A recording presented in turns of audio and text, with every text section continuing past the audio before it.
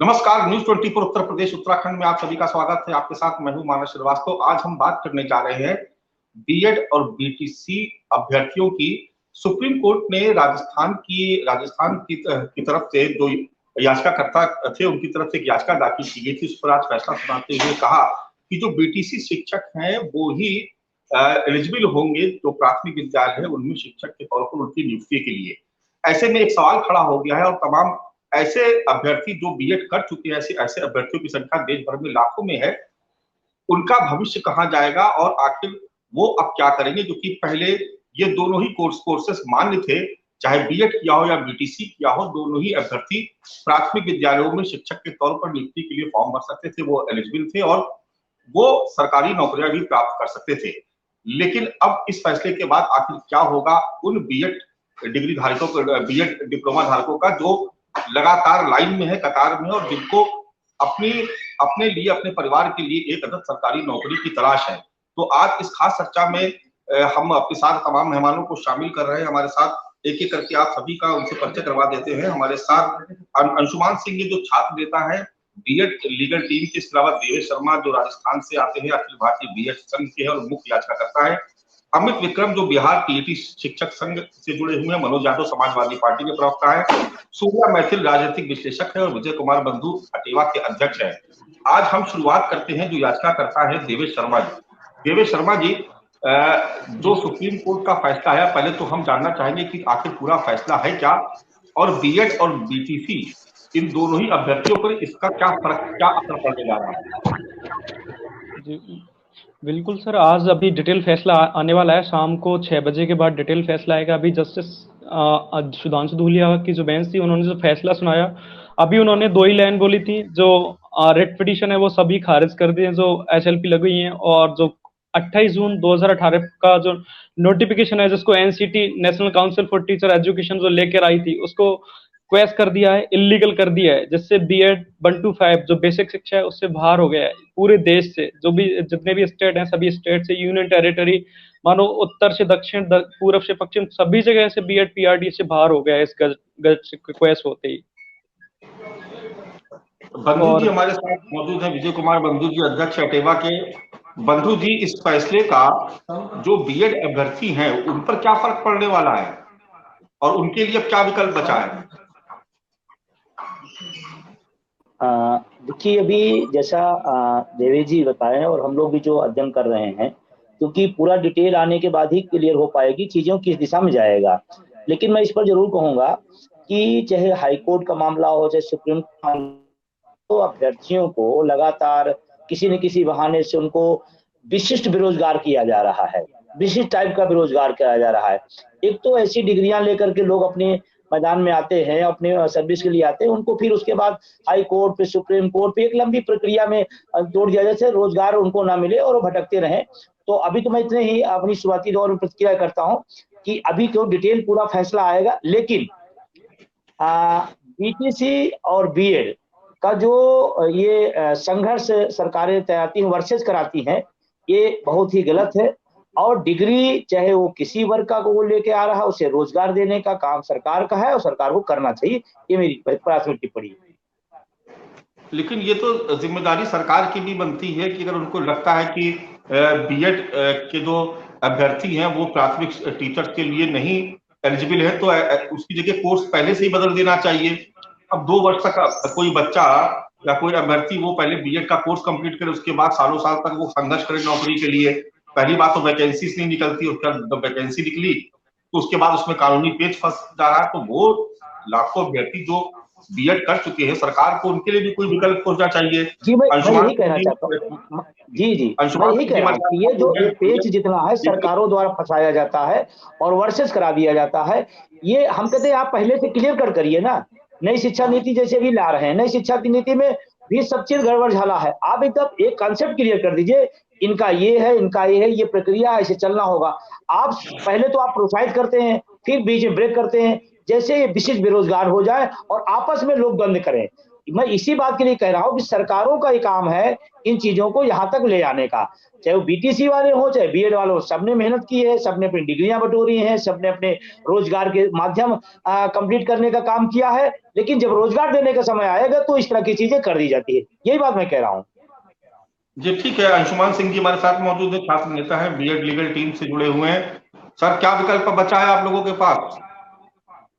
Sir hello, जी sir. Anshuman जी, आप हमें सुन पा रहे हैं?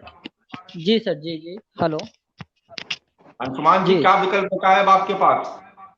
सर पहली बात तो मैं थोड़ा सा चीज़ों को परिष्कृत करना चाहूँगा। मैं एक्चुअली में ये जो 28 जून 2018 का जो नोटिफिकेशन था, जिसे कि यूपी गवर्नमेंट ने भी लागू किया था, तो सन 2020 में यूपी गवर्नमेंट ने 69,000 की वैकेंसी निकाली थी, जिसमें हम बीएड अभ्यर्थियों ने वहाँ पे पार्टिसिपेट किया था और मैं as a assistant teacher UP में वर्क भी कर रहा हूँ। तो अब सबसे बड़ी द्वंद तो सर हम लोगों के बीच में आ गई है कि जो बीएड अभ्यर्थी ऑलरेडी अपॉइंट हो गए हैं 28 जून 2018 का जो नोटिफिकेशन है, जिसे आज माननीय सुप्रीम कोर्ट ने क्वैश कर दिया है, तो अब ये डिटेल्ड जजमेंट के आने के बाद ही पता चलेगा कि ये जो अपॉइंटेड टीचर हैं 69,000 भर्ती में लगभग 45-50,000 बीएड डिग्री धारक जो कि टीचर बने हुए थे, अब इनके भविष्य के लिए सुप्रीम कोर्ट ने क्या डिसाइड किया, इनके भविष्य के लिए या फिर इस 2018 से लगा के आज 2023 के बीच में जो 5 सालों तक ये नोटिफिकेशन जो कंटिन्यू रहा, इस नोटिफिकेशन पे जो ऑल ओवर इंडिया में लाखों वैकेंसियां हुई, चाहे वो यूपी में हुई हो, चाहे बिहार में हुई हो, चाहे साउथ में हुई, चाहे जहां भी हुई, तो अगर ये वैकेंसियां जो हुई तो उनके लिए सुप्रीम कोर्ट ने क्या चीजें डिसाइड की हैं, अब ये चीजें तो डिटेल्ड जब जजमेंट आएगा तभी पता चलेगा। अब 5 साल की अगर मान लीजिए वैकेंसी जो भी की गई हैं, अब इसको अगर सुप्रीम कोर्ट ने कहीं से भी छेड़ा होगा, माननीय सर्वोच्च न्यायालय है उसके अधिकार हैं, अगर कहीं से भी छेड़ा होगा तो 2-2, 3-3, 4-4 साल ज्वाइन करने के बाद लोगों के भविष्य इस तरह से अंधकार में हो जाएंगे। तो अब ये सारी चीजें तो सर शाम को जो डिटेल जजमेंट या जब भी डिटेल जजमेंट आएगा ये सारी चीजें वहां से क्लियर होंगी। और अब आगे के लिए तो खैर बीएड के रास्ते बिल्कुल माननीय सर्वोच्च न्यायालय से बंद ही हो गए हैं। तो इस तरह की चीजें सर सरकारों के द्वारा जो हो रही हैं कि अगर कोई नोटिफिकेशन जारी हो रहा है तो उस पे प्रॉपर एक्सरसाइज नहीं की जा रही है। इसका जो दंश है ये या तो अभ्यर्थी आने वाले समय के अभ्यर्थी झेलते हैं या फिर जो नौकरी कर रहे हैं उनके लिए समस्याएं खड़ी हो जाती हैं। चलिए, समाजवादी पार्टी के प्रवक्ता मनोज यादव जी भी हमारे साथ जुड़े हुए हैं। मनोज जी, शिक्षा मित्रों के मसले पर भी हम लोगों ने देखा कि किस तरीके से जो तमाम शिक्षा मित्र है वो बदहाली की अवस्था में है और उनके नौकरी मिलने के बाद भी उसके बाद उनको बाद में नौकरी से बाहर होना पड़ा और अब तो वो मानदेय पे काम कर रहे हैं। एक नया संकट और खड़ा हो गया है बीएड अभ्यर्थियों का। तो सवाल इस बात का है मनोज जी कि ये जो नीतियां हैं वो सरकारें ही बनाती है, सरकार तय करती है। कोई कोर्स भी अगर शुरू किया जाता है तो उसके बारे में सरकार ही उसको नोटिफाई करती है और अगर एलिजिबिलिटी तय होती है तो वो भी शासन का और सरकार के ही फैसले से ही सब संभव होता है। अब कोई अभ्यर्थी अगर वो लगातार मेहनत करके, पढ़ाई करके, अपना पैसा खर्च करके अगर कोई कोर्स कर रहा है और उसके बाद उसको अगर समाप्त किया जाता है, उसको रोका जाता है, तो ये तो जिम्मेदारी सरकार की भी बनती है कि वो एक वैकल्पिक व्यवस्था तैयार करे। तो क्या बीएड जो अभ्यर्थी हैं, क्योंकि अब कोर्ट के आदेश के बाद संभवतः उन्हें प्राथमिक विद्यालयों में नौकरी से रोका जाएगा, तो ऐसे में लगता नहीं कि जो राजनीतिक दल है या जो सत्ताधारी दल उनकी जिम्मेदारी बने कि वो उनको कहीं और एडजस्ट करें। देखिए, आपने जिस बात का मानस जिक्र किया कि हमारी सरकार थी और हमारी सरकार ने शिक्षा मित्रों को, जिनकी संख्या 1,75,000 के करीब थी, उन सबको सहायक अध्यापक के रूप में नियुक्त किया और नियुक्त करने के बाद ये एक आश्वासन दिया कि आपका जो अनुभव है, अनुभव उनका लगभग किसी का 15 साल का था, किसी का 10 साल का था, किसी का 12 साल का था, उसके आधार पे उनको सहायक अध्यापक बनाया। और देश के प्रधानमंत्री ने प्रचार में ये कहा कि हम आपकी व्यवस्था तब बेहतर करेंगे जब हमने उनको सहायक अध्यापक बना दिया।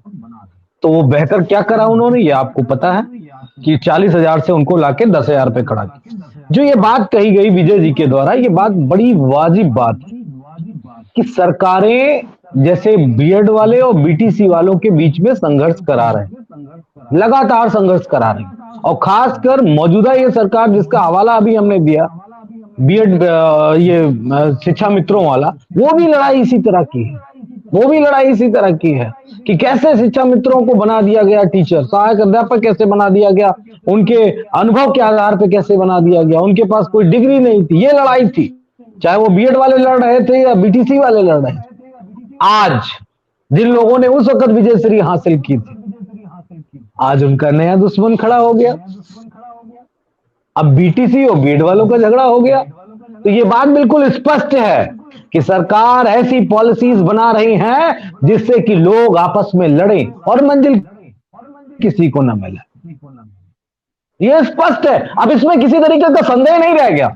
कल मैंने जिक्र किया था आपके साथ डिबेट में कि कैसे आर्मी में पेंशन देना पड़ रहा था, तो किस तरीके से आर्मी को अग्निवीर में कन्वर्ट कर दिया कि अब भर्ती हो गए 5 साल के लिए और काम खत्म, ना पेंशन हो ना कुछ। कैसे काहे के लिए पेंशन बंद करने की बात हम करेंगे? वो देश सेवा का मामला ठीक यही है स्थित है। आपको 5 साल का, जैसे अभी हमारे किसी साथी ने कहा कि किसी ने 3 साल की नौकरी की होगी, किसी ने 4 साल की नौकरी की होगी।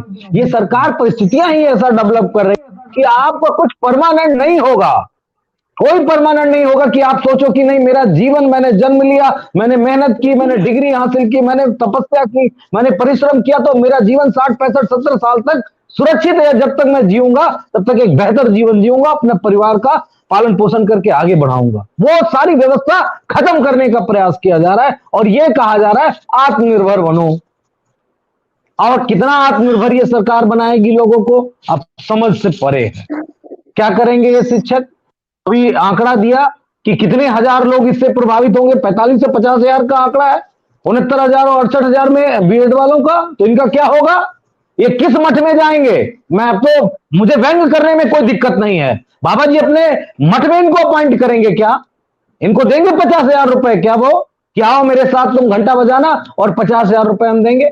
मैं तो अनुरोध करूंगा इस सरकार से कि माननीय, खैर ये सुप्रीम कोर्ट के आदेशों की धज्जियां उड़ा देते हैं 2 मिनट में, ठीक वैसे ही जैसे 007 में हीरो वो बुक की धज्जियां उड़ा देता है गन से, तो उड़ा देंगे ये भी। कुछ ना कुछ करना चाहिए, मैं ऐसा उम्मीद करता हूं। लेकिन जहां तक जो मैंने पूरा वक्तव्य रखा है, सरकार की मंशा नौजवानों के लिए, शिक्षकों के लिए, कर्मचारियों के लिए और इस देश की रक्षा करने वाले सैनिकों के लिए बेहतर नहीं है, नहीं है, नहीं है।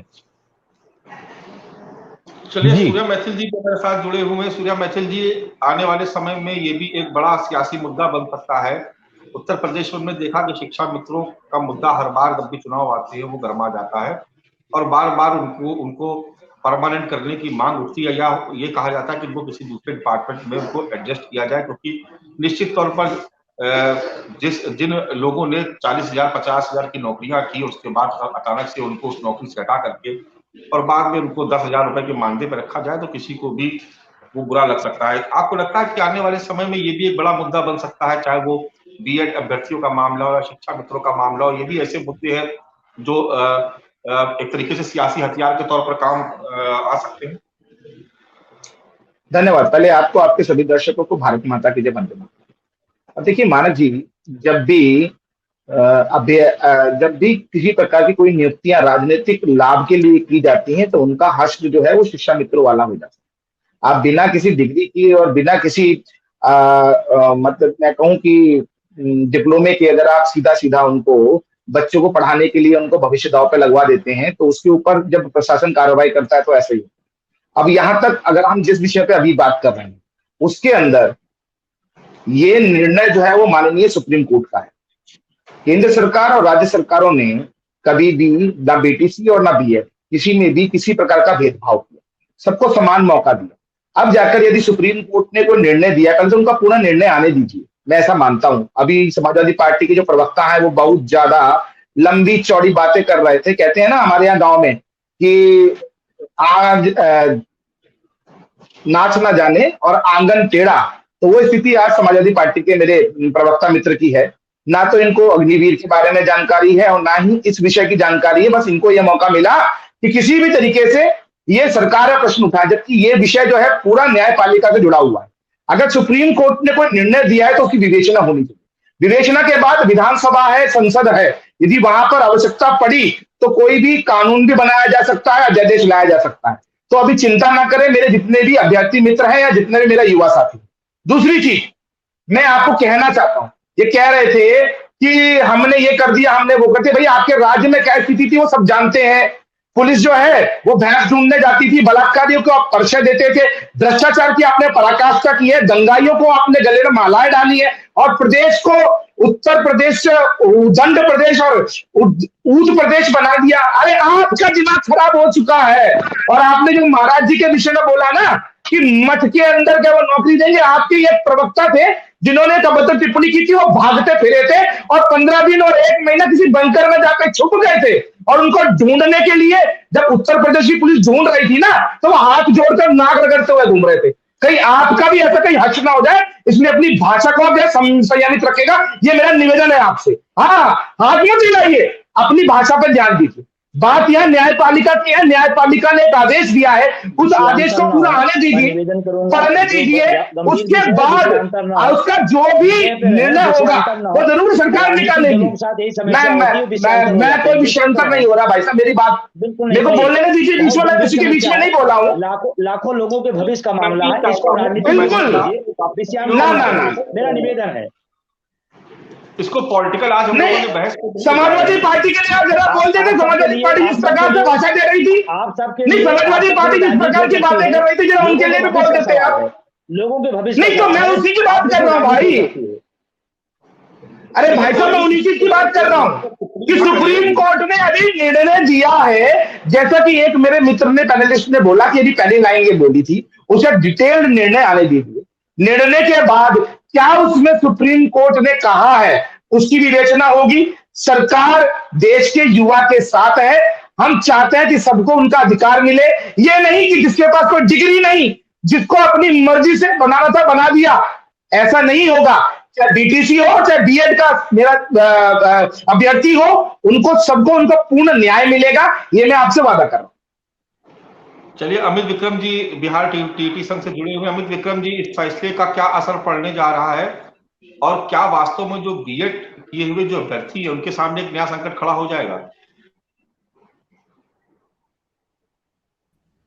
जो फैसला आया है वो एक सरकार की सबसे पहले तो नीति और समझ बूझ पर एक बहुत बड़ा प्रश्न चिन्ह खड़ा करती है। आखिरकार सरकार को ऐसी क्या जरूरत आन पड़ी थी कि 2000 उन्होंने एक ऐसा संशोधन किया जो आज 5 साल बाद सुप्रीम कोर्ट को खारिज करना पड़ा। पहले तो सरकार की नीतियों और बुद्धि विवेक पर और इस बुद्धि विवेक के एक 5 साल तक उन्होंने बीएड के छात्रों को गुमराह करके रखा। बीएड के छात्र जो पिछले 5-7 साल में डिग्री लिए हैं, उनको इस बात का भरोसा था कि हम प्राइमरी कक्षाओं में भी शिक्षक बनने के योग्य हैं।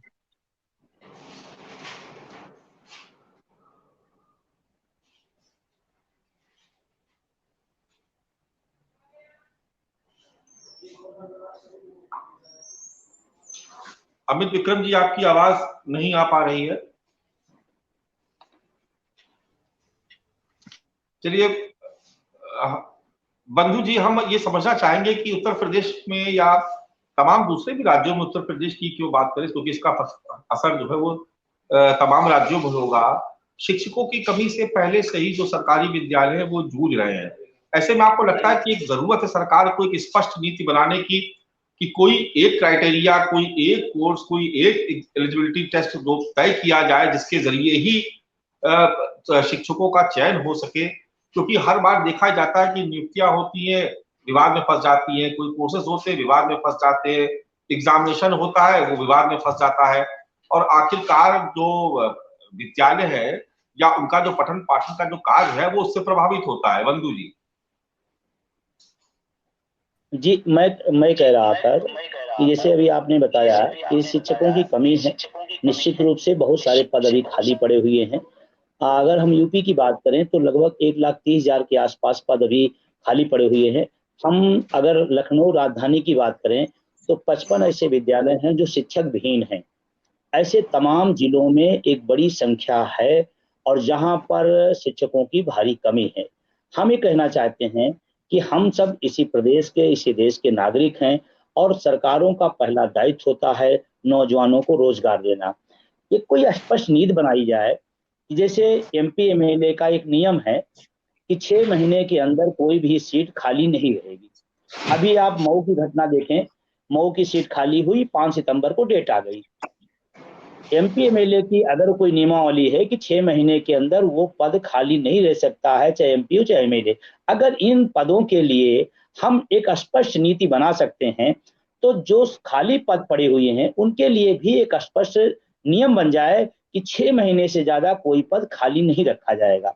शायद अगर इन चीजों को हम बेहतर कर लें तो हमारे जो देश का नौजवान है, जो ऊर्जावान है, जो अपना सपना और अपना भविष्य लेकर के इस देश के निर्माण में काम करना चाहता है, इस तरह पर्जिल न हो, इस तरह से कोर्ट कचहरियों के बीच दौड़ न लगानी पड़े, आज आपस में जो चीजें बन रही हैं वो होने न पाए। तो इसका एक फार्मूला बनना चाहिए, मैं इस पे सहमत हूँ, और एक ड्यूरेशन डेट होनी चाहिए कि इतने समय में खाली पद हो जाएंगे। मुझे मैं आपसे बड़ी विनम्रता से कहना चाहता हूँ कि जब चाहे लोकसभा हो चाहे विधानसभाएं हैं, वहां पर हमारे सरकारें या मंत्रियां, किसी भी राज्य के किसी भी पार्टी की सरकार हो, बड़े प्रेम से सदन में आकर कहते हैं कितने पद खाली हैं। मतलब देश में बेरोजगारी है, लोग सड़क पर रोजगार के ढूंढ रहे हैं, और सदनों में बाकायदा सदन मतलब ऑन रिकॉर्ड कहा जाता है कि इतने पद मेरे खाली हैं। क्यों खाली हैं? जब लोग बेरोजगार हैं तो क्यों खाली हैं पद? कोई नियमावली तो स्पष्ट नहीं, और स्पष्ट नियमावली ना होने से ही इस तरह की समस्या आई। अभी जैसे निर्णय आ रहा है और अगर किसी के पक्ष में जा रहा, किसी के उसमें जा रहा, लेकिन इसमें बहुत सारे नौजवानों को भविष्य खतरे में आएगा। और जो लोग नौकरियों में आ चुके हैं, मान लीजिए कि उसी पुरानी व्यवस्था के तहत आ चुके हैं, उनका क्या होगा? उनके साथ सरकार कौन से निर्णय लेगी? या कोर्ट, मान लीजिए सुप्रीम कोर्ट ही कहीं न कहीं मानवीय दृष्टिकोण भी पक्ष देखता है। तो मैं किसी पक्ष और विपक्ष की बात नहीं कर रहा हूं, लेकिन सरकार की स्पष्ट नीति न होने से और वैकेंसियां जो खाली पड़ी हुई हैं उनको समयबद्ध समय पर न पूरा करने की वजह से समस्या आती है। मैं सरकार से निवेदन करना चाहता हूं, आज भी हमको लगता है कि सरकार की तरफ से कोई प्रवक्ता नहीं है, तो हम कहते हैं सरकार को इस तरह की गंभीर चर्चाओं में जरूर शामिल होना चाहिए, जिससे कम से कम सरकार का तर्क सामने आए, लोगों का जो भविष्य अंधकारमय हो उस पर वो अपना पक्ष जान सके। ये मेरा कहना है।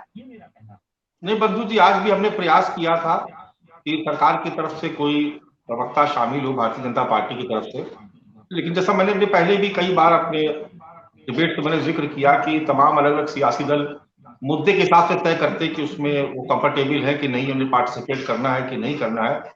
लेकिन जो सवाल आपने उठाया बड़ा वाजिब है। मनोज यादव जी के पास भी चलेंगे एक बार। मनोज जी, सरकारें तो आपकी भी रही है, सरकारें दूसरे दलों की भी रही है, आज भारतीय जनता पार्टी की भी है, लेकिन ये बात सही है कि जो खाली पद होते हैं उनको भरने के लिए भी तो कोई समय सीमा निर्धारित की जानी चाहिए। आप लोग को नहीं लगता कि सदन में अगर आप विपक्ष के में बैठे तो भी आप आज तमाम बातें हमने देखा उत्तर प्रदेश के सदन में हुई, लेकिन बेरोजगारों को लेकर के कोई बात नहीं हुई, सांड को लेकर बात हुई, किसानों को गन्ना भुगतान, तमाम ऐसे मुद्दे उठाए गए जिनका कोई पॉलिटिकल माइलेज मिल सकता है। लेकिन भर्तियां जो रुकी हुई हैं उनको लेकर के कभी सवाल नहीं खड़े की जाती, या खड़े भी की जाते तो उसको इतनी शिद्दत से आप लोग स्टैंड नहीं करते कि सरकार पर दबाव बनाया जा सके कि जो पद खाली है उनको समय सीमा के भीतर उसको भर लिया जाए। तो अगर ऐसा होगा तो क्यों बेरोजगारी होगी, क्यों शिक्षकों को बार बार जो अभ्यर्थी को बार बार कोर्ट का दरवाजा खटखटाना पड़ेगा? मानस जी बिल्कुल सही कहा, और यही मेरे जहन में चल रहा था। एक दौर था, विजय जी को भी मालूम है, आपको भी दौर मालूम है, कि शिक्षकों को वेतन बड़ा देर से मिलता था। मैं जिस स्कूल में पढ़ा था, एडेड स्कूल था, वहां 6-6 महीने पे वेतन मिलता था टीचरों को। ये एक ट्रेंड था। ट्रेंड क्यों था? क्योंकि सरकारों के पास इतना पैसा नहीं, इतना टैक्स नहीं सरकार गेन करती थी कि वो इतना समय पे तनख्वाह दे पाए। लेकिन हम अब 5 ट्रिलियन में आने वाले हैं, 1 ट्रिलियन में आने वाले हैं, अब ट्रिलियन की बात कर रहे हैं, और दुनिया में हम 5वीं सबसे बड़ी अर्थव्यवस्था बन गए। ऐसे तो बन न गए। कोई हमारे गांव में कहते गुल्ली डंडा खेल के तो 5वीं अर्थव्यवस्था कोई बन नहीं जाता है। यानी कि उस सरकार के पास रेवेन्यू का स्रोत आ गया, तभी तो हम बड़ी अर्थव्यवस्था बनेंगे। और जो ये बन रही है अर्थव्यवस्था बड़ी, अब इस पे गेम चल रहा है। गेम क्या चल रहा है? ये पद क्यों? कास्ट कटिंग की जा रही, जो प्राइवेट कंपनियों में हम सुनने को मिलता था, जो भी लोग कॉर्पोरेट वर्ल्ड में काम किए, कास्ट कटिंग का शिकार हो जाते थे। लेकिन अब ये सरकारी महकमे में होना शुरू हुआ है। किस तरीके से लोगों को नौकरी से कम एक आदमी पे 10 काम की जिम्मेदारी दी जाए। अब वो नहीं है कि एक आदमी पे 2 काम की जिम्मेदारी जाए जिससे काम की गुणवत्ता बेहतर हो सके, काम अच्छा हो सके, टाइमली हो सके। ना ना ना, अब ये नहीं रह गया। अब ये रह गया तुम सरकारी कर्मचारी हो तो तुम गधे हो। सीधे सीधे शब्दों से कह रहा हूं तुमसे। जैसे हाँ बड़े बड़े शिक्षक बैठे हैं तो इनसे पूछो, ये पढ़ाते भी हैं, ये वैक्सीन भी लगवाते हैं, ये चुनाव भी करवाते हैं, ये आधार कार्ड का भी करवाएंगे, इनसे सरकार सब कुछ करवा लेगी। क्यों करवा लेगी? क्योंकि ये कास्ट कटिंग है। ये बचाने का, पैसा बचाने का तरीका है कि अध्यापक 2 बजे स्कूल से अपने घर जाने के लिए सुबह 7 बजे से 2 बजे तक की नौकरी, तो इसके बाद हम तुमको फ्री नहीं रखेंगे, संडे को भी तुमको फ्री नहीं रखेंगे, तुमसे हम काम लेंगे, तुमसे पूरी तरीके से काम लेंगे। और ये प्रक्रिया लगातार चले। लाखों पोस्ट खाली। अभी विजय जी ने कहा कि 1 लाख लगभग प्राथमिक विद्यालय शिक्षा में है। मैं कह रहा हूं पूरे टोटल डिपार्टमेंट का मिला लो तो उत्तर प्रदेश में मुझे लगता है 5 से 10 लाख के बीच में पद खाली पड़े हैं, चाहे वो पुलिस की भर्ती के हों, चाहे वो शिक्षक की भर्ती। यही 2 डिपार्टमेंट है जो सबसे ज्यादा रोजगार देते हैं। इन दोनों में लाखों की संख्या में नंबर्स ऑफ एम्प्लॉयमेंट पड़ा हुआ है। क्यों पड़ा है? सरकार के पास पैसा है। मान लेते मेरे पास नहीं था, हम कह रहे हैं, एक्सेप्ट कर रहे हैं कि हमारे पास नहीं रहा होगा, हमने ट्रिलियन बिलियन की बात भी नहीं की थी, हम चला रहे थे प्रदेश को।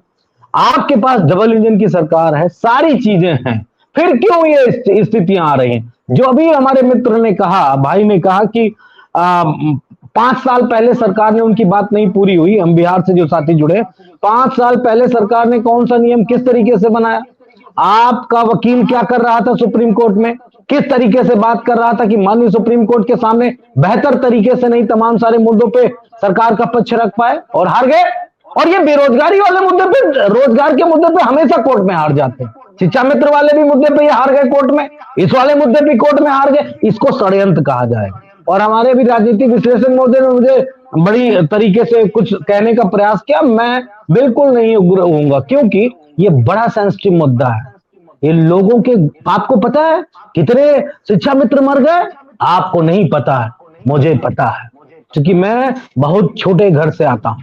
और एक शिक्षा मित्र जब गई नौकरी तो सैकड़ों शिक्षा मित्रों ने फांसी लगा के अपनी जान दे दी। लेकिन आपके न मुख्यमंत्री पे कोई असर पड़ा और न प्रधानमंत्री पे कोई असर पड़ा।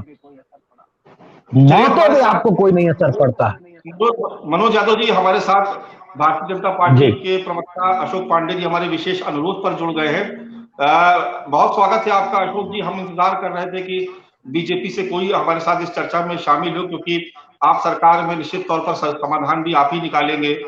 सुप्रीम कोर्ट का एक आदेश आया, हालांकि डिटेल आदेश आना भी बाकी है, लेकिन उसमें उसको अगर मोटे तौर पर समझा जाए तो जो बीटीसी के अभ्यर्थी हैं वो तो प्राथमिक विद्यालयों में नौकरी के लिए आवेदन कर सकते हैं या वो एलिजिबल है, लेकिन बीएड वालों को इससे बाहर रखा गया। ऐसे में सरकारी जो कोर्सेज होते हैं वो मान्यता प्राप्त होते हैं, सरकार उसमें सरकार ही उनको मान्यता देती है। तो अब बीएड के जो अभ्यर्थी जिन्होंने अपना समय लगाया, अपने घर का पैसा लगाया, इतने वर्षों तक रोजगार की तलाश में भटकते रहे, अब उनको अचानक ये कहा जाए कि नहीं आप तो एलिजिबल ही नहीं है, आपका तो सोर्स ही मान्य नहीं है, आप इस पद पे भर्ती ही नहीं हो सकते, आप आवेदन ही नहीं कर सकते, तो वो लोग क्या करेंगे? सरकार उनको कैसे रिलीफ दे सकती है?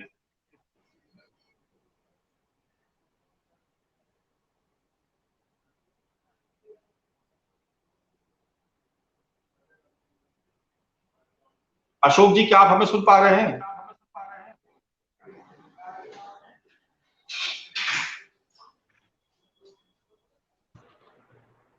मानस जी सरकार डगमगा रही है ऐसे। अशोक जी असल में कहीं रास्ते में थे प्रयागराज से। मानस जी, हाँ वो डगमगा रहे हैं। मुझे उत्तर देने दीजिए इनका।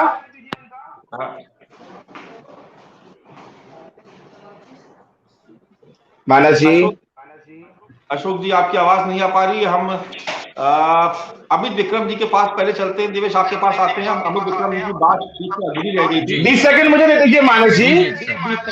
जी, बात जो मैं कह रहा था कि आखिरकार जो इन 5 वर्षों में, आखिर इन 5 वर्षों में जिन छात्रों ने बीएड यह सोचकर किया कि हम प्राइमरी के लिए भी एलिजिबल होंगे, प्राइमरी कक्षाओं में भी हमें नौकरी मिलेगी, अब उन अभ्यर्थियों का, उन छात्रों का भविष्य अंधकारमय हो गया है। और हमारे बिहार में पिछले वर्ष 42,000 शिक्षकों की बहाली हुई, जिसमें से लगभग 30,000 ऐसे होंगे जिन्होंने बीएड का रखा है और उनकी बहाली प्रारंभिक कक्षाओं में हो गई, 1 to 5 में हो गई। अब उनका क्या होगा? हमारे बिहार में अभी वैसे शिक्षक जिनकी बहाली 2022 में हुई थी और बीएड डिग्री है, आज दोपहर से ही वो परेशान है, त्राहिमाम है। और ये सब इसलिए हो रहा है कि केंद्र सरकार ने जो अमेंडमेंट किया वो बिना उसके कानूनी पहलुओं को समझे वो अमेंडमेंट कर दिया। अब दोनों का भविष्य बर्बाद किया। जो बीटीसी वाले हैं, डीएलएड वाले हैं, उनको नौकरी नहीं मिली 5 साल तक, उनका भविष्य बर्बाद हुआ। उनके बदले जिन बीएड वालों को नौकरी मिली, अब उनको नौकरी से अगर हटाया जाएगा तो उनका भी भविष्य बर्बाद होगा। तो मूलतः ये जो एक तरह से कहिए बिना सूझबूझ के संशोधन किया गया, उससे बीटीसी वाले हो चाहे बीएड वाले हो, दोनों का भविष्य बर्बाद हो गया। अब सड़क पर उतरेंगे दोनों और सरकारें इस पूरे खेल का मजा लेंगी। लड़ाई होगी बीएड वर्सेस डीएलएड, जो लड़ाई सुप्रीम कोर्ट में हुई अब तक, अब वो सड़कों पे होगा। हमारे बिहार में तैयारी हो रही है कि बीएड जो पास शिक्षक हैं, जो बहाल हो चुके हैं, और जो 1,80,000 बहाली होने वाली है, उसमें जो बीएड अभ्यर्थियों ने फॉर्म भरा है, वो सब एक साथ सड़क पर उतरने की तैयारी कर रहे हैं। और इसके लिए कौन जिम्मेदार है? इसके लिए साफ और सीधे तौर पर केंद्र सरकार जिम्मेदार है, जिन्होंने ऐसा संशोधन अमेंडमेंट बिना सोच समझ के किया। जब शुरुआत में आरटीई के तहत केवल डीएलएड को 1 to 5 में मान्यता दी गई थी, तो आखिर ऐसी कौन सी परिस्थिति उत्पन्न हो गई थी जो बीएड वालों को भी उसमें एलिजिबल करा दिया गया? और एलिजिबल जब कराया तो उसका कॉन्स्टिट्यूशनल वैलिडिटी तो कम से कम चेक करा लेते। अपने एजी से, अपने एसजी से, सॉलिसिटर जनरल साहब से, एडिशनल जनरल साहब से चेक करा लेते कि ये कॉन्स्टिट्यूशनली वैलिड है या नहीं है। एक ऐसा प्रोविजन, एक ऐसा अमेंडमेंट लेके आ गए जिसका 5 साल में ये हस्र हो गया है कि सुप्रीम कोर्ट से खारिज हो गया। लाखों शिक्षक और लाखों अभ्यर्थी सड़कों पर उतरेंगे। जिस तरह आपने अग्निवीर में देखा विरोध प्रदर्शन हुआ, वैसी पुनरावृत्ति इस निर्णय के बाद होगी। और इसके लिए पूरी चलिए अभी विक्रम जी आपके पास दोबारा लौटेंगे। मैथिल साहब अपनी बात जल्दी से कंप्लीट कर लीजिए, क्योंकि मुझे देवेश शर्मा और अभय सिंह दोनों के पास मुझे जाना है। आप मैथिल जी प्लीज अपनी बात। मैथिल जी आप केंद्र सरकार, जी केंद्र सरकार को अपनी जवाबदेही लेनी।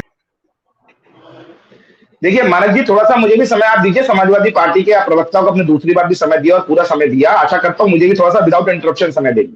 अब बीच में किसी को नहीं बोलने देंगे, क्योंकि बीच में बोलना शुरू कर दिया था। देखिए अभी समाजवादी पार्टी के जो प्रवक्ता है बहुत सारी बातें कर रहे थे, मेरे को वो 4 लाइनें याद आ रही है। नजर नहीं है, नजारों की बात करते हैं, और ये जमीन पर चांद तारों की बात करते हैं। कल तक हाथ जोड़कर बस्तियां लूटने वाले आज भरी सभा में सुधारों की बात करते हैं। ये कह रहे चलो भैया हमारा पैसा नहीं था, आपके पास तो पैसा है। तो ये पैसा जो है ना, वो कहीं से लूटा हुआ पैसा नहीं है, ये जनता का पैसा है। आपके समय में भी था, लेकिन आपने भ्रष्टाचार किया, आपने गुंडाई की, आपने उत्तर प्रदेश को भूत प्रदेश बनाया, इसलिए वहां पर निवेश नहीं आया। आज जो है उत्तर प्रदेश की स्थिति आर्थिक रूप से बहुत मजबूत है। सुन लीजिए पूरी बात को, आप हाथ में चिल्लाइए। आपने शिक्षा मित्रों की बात मैंने फिर रिपीट किया कि आप बीटीसी और बीएड पे बात करो भाई, छोड़कर इनके मुद्दे पे बात करो। इतना अग्रेसिव क्यों? अग्रेसिव आराम से नहीं बोला, आराम। क्यों बीजेपी के प्रवक्ता हो क्या? बीजेपी के प्रवक्ता हो क्या? बीजेपी के प्रवक्ता हो क्या? नहीं, आराम से बात करो। आपके समाजवादी पार्टी की बात मत करो। आपके बीच में बोला क्या? मैं आपके बीच में बोला था, आपके बीच में बोला था, क्यों बीच में कूद रहे हैं आप जी? और अभी जो विक्रम जी सुनिए, अभी जो अभी मेरे से पहले जो बोल रहे हैं, उन्होंने कहा कि ऐसा क्या हुआ, क्यों 5 साल पहले अमेंडमेंट किया, तो क्या गलत किया था? मैं पूछना चाहता हूं, तब आपने विरोध क्यों नहीं किया कि भैया ये अमेंडमेंट आप कर रहे हैं, इसमें कल को ये हो गया तो क्या होगा? अरे मैं कह रहा हूं आपसे, सुप्रीम कोर्ट का निर्णय आने दीजिए। सरकार ने तो अमेंडमेंट किया था, यदि किसी कारण सुप्रीम कोर्ट में कहीं कोई परेशानी आई है तो उसका भी निदान है और सॉल्यूशन है। और नरेंद्र मोदी जी की सरकार सदैव युवाओं के साथ खड़ी हुई है। जब हमने अमेंडमेंट किया था तो इसी कारण किया था ना कि बीटीसी और बीएड दोनों के जो छात्र हैं, उनमें से जो प्रथम श्रेणी के छात्रों में मेरिट छात्र होंगे, वो सरकार की सेवा करेंगे और पढ़ाएंगे, अच्छा एक शिक्षक बनेंगे। तो वही काम हो रहा है यहाँ पर। अब ये कह रहे हैं जमीन पर उतरेंगे, हम आपकी बात से सहमत हैं, बहुत परेशानी का समय है, बहुत ही संवेदनशील समय है, इसलिए मैं आपसे निवेदन कर रहा हूं, सुप्रीम कोर्ट का आदेश पूरी तरह से आने दीजिए, उस पर सरकार विवेचना करेगी, और संसद भी अभी है और राज्य सरकारों की विधानसभाएं भी हैं। ऐसा नहीं है कि हमने कोई पल्ला झाड़ लिया है, आप समय दीजिए। ये समाजवादी पार्टी के शिक्षा मित्र घोटाला नहीं है कि भैया किसी भी अनपढ़ व्यक्ति को भी आप आके बैठा देंगे कि ये टीचर और पढ़ाइए इसको, तो ऐसे काम नहीं चलता है। अभय सिंह के पास जाना पड़ेगा और देवेश शर्मा, दोनों से ही मुझे बात करनी है। देवेश जी, आपने याचिका दायर की, पहली बात तो मुझे ये बताइए कि सुप्रीम कोर्ट का जो जजमेंट आया उसको किस नजर से आप देख रहे हैं, और जो बीएड के अभ्यर्थी हैं वो आखिर अब क्या जाएगा, उनके पास क्या विकल्प है?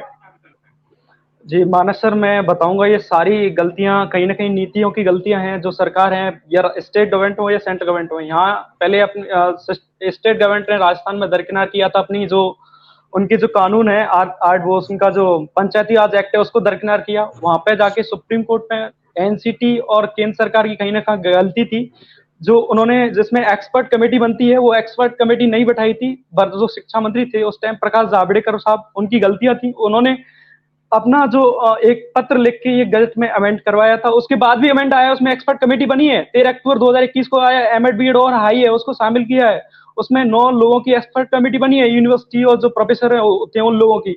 लेकिन 28 जून 2018 में क्या कमियां रही, उसमें एक्सपर्ट कमेटी नहीं बैठाई गवर्नमेंट है। आज उनका खामियाजा लाखों लोग जिन्होंने केबीएस पीआरटी में, वो बिहार में अभी 79-24 को एग्जाम होने वाला है, उसमें परसों ही एमपी में एक लिस्ट आई है, वो बेचारे अभ्यर्थियों के मेरे पास इतने कॉल आ रहे हैं कि देवेश भाई हम क्या सुसाइड कर लें, क्या है। मुझे पता है उन अभ्यर्थियों तो रात दिन रो रहे हैं, अब भी वो रो रहे हैं, चाहे यूपी हो, बिहार हो, राजस्थान हो, सभी जगह से मेरे पास कॉल आ रहे हैं कि हम क्या है, हमारे पास क्या ऑप्शन, हम जाएं तो कहाँ जाएं। और अब 6 to 8 में 9-10 में वैकेंसी नहीं आती, 1 to 5 में ज्यादा वैकेंसी आती है। तो उन अभ्यर्थियों का क्या दोष है, जो उन्हें थोड़ी ना पता था कि सरकार ने क्या पॉलिसी बनाई है, क्या किया है। और उन्होंने तो ऐसे ही किया कि चलो इसके अनुसार हम जो 28 जून 2018 के अनुसार बीएड कर लेते हैं और 1 to 5 में अलाउ हो जाएंगे, वैकेंसी आ रही है। अब उन अभ्यर्थियों क्या दोष, क्या वो अभ्यर्थी क्या करें, कहाँ जाएं। और मैंने खुद ने सरकार से अपील की थी, मैं वर्तमान शिक्षा मंत्री धर्मेंद्र प्रधान साहब के पास कई बार गया था कि एसजी उन्होंने हायर कर रखा था, एसजी तुषार मेहता साहब को। एक भी पैरवी में तुषार मेहता साहब नहीं गए थे, एओआर से पैरवी करवाई थी, कितनी वीक पैरवी थी। जो बीएड का अकेला वकील था उसने ही जो सारी पैरवी की थी। मैंने कई बार पीएमओ के चक्कर लगाए हैं, गृह मंत्रालय के, ऐसा मैंने कोई राजस्थान के कैबिनेट मिनिस्टर थे या वर्तमान मिनिस्टर अर्जुन मेघवाल, कोई मैंने मिनिस्टर नहीं छोड़ा जिसके पास मैं नहीं गया हूँ और अपील लेके नहीं गया हूँ, एप्लीकेशन नहीं लेके नहीं गया हूँ। सबके पास 2-2 बार, शिक्षा मंत्री जी के पास तो मैं कई बार गया हूँ। अब उन अभ्यर्थियों क्या दोष है, अब सरकार का है तो सरकार को संसद में बिल लाना चाहिए इसके रिगार्डिंग, क्योंकि पश्चिम बंगाल कहीं भी ऐसा कोई स्टेट नहीं है कि अभ्यर्थी रो नहीं रहे हैं। उनको पता है कि किस तरीके से मेहनत की जाती है। शायद इनको पता होता किसी राजनीतिक नेता को कि किस तरीके से कंपटीशन की तैयारी की जाती है, किस तरीके से रातों को जाग के तैयारी की जाती है। 145-42 नंबर लाए जाते हैं और उनको अयोग्य ठहरा दिया जाएगा। आज के भी सारे विद्यार्थी प्रतीक्षा कर रहे हैं।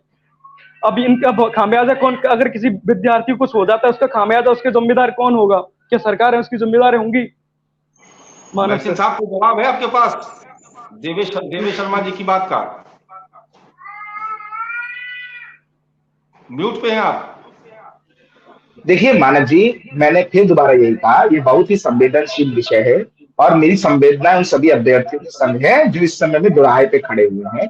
सरकार ने 5 साल पहले जो निर्णय लिया था वो भी अभी आपके सामने जो पीछे बोल रहे थे, उन्होंने कहा ना कि 1 to 5 में वैकेंसी ज्यादा आती है और 5 to 10 में कम आती है। इसी को देखते हुए सरकार ने निर्णय लिया था कि बीटीसी और बीएड दोनों के छात्रों को समान जो है अवसर मिले। अब यदि सुप्रीम कोर्ट में किसी कारणवश कोई चीज गलत हुई है या फिर जो निर्णय आया है वो प्रासंगिक नहीं है, अप्रासंगिक नहीं है, ये तो तय जो है निर्णय आने के बाद होगा। उसके बाद सरकार बैठी है, इन्होंने कहा बिल लाने की, तो अभी सरकार ने हाथ तो खड़े नहीं किए ना मेरे मित्र।